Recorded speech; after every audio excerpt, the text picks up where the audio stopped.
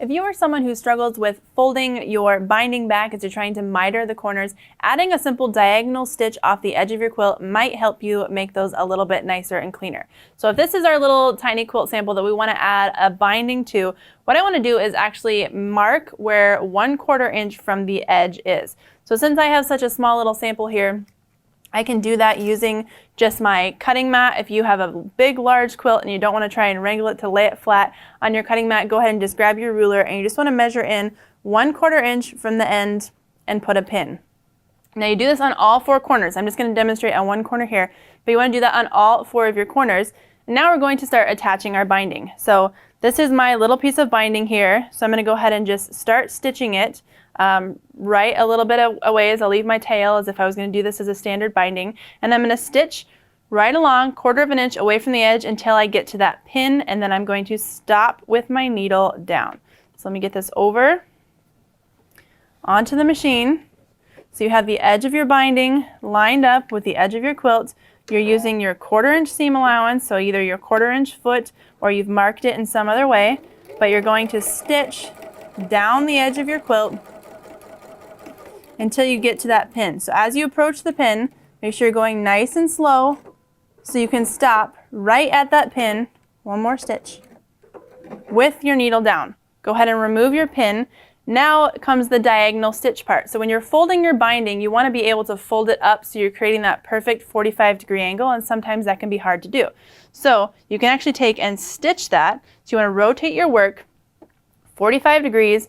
So it might be hard to see on my machine. You're going to be able to see it on yours, but the very corner of your quilt, so if this is my quilt, this is the corner, is right straight up from my needle. So I'm going to take this diagonal stitch and stitch right off of the edge of my quilt.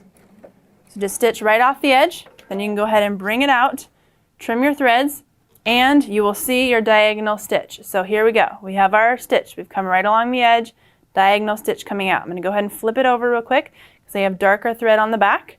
So you have your stitching coming right along, and that's a diagonal stitch at 45 degrees coming right off the edge of your quilt.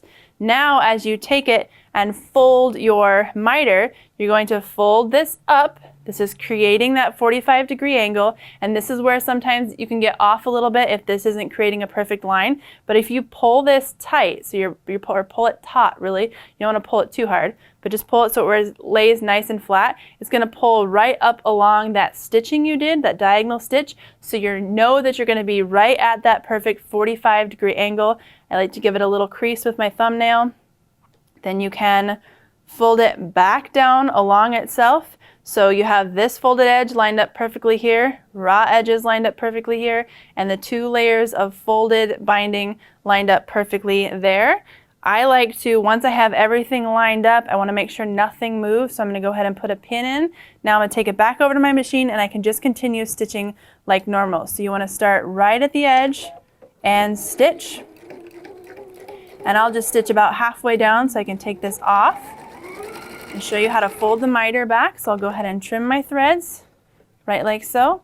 And now, since we've done that really nice diagonal stitch in the corner, when you go to fold your miter back to the wrong side, you're going to have perfect crisp corners right at that 45-degree angle, so your binding is going to look nice every time. So if you're having a hard time folding that binding back, do that little diagonal stitch at a 45-degree angle and you're going to have much better luck in binding your next quilt.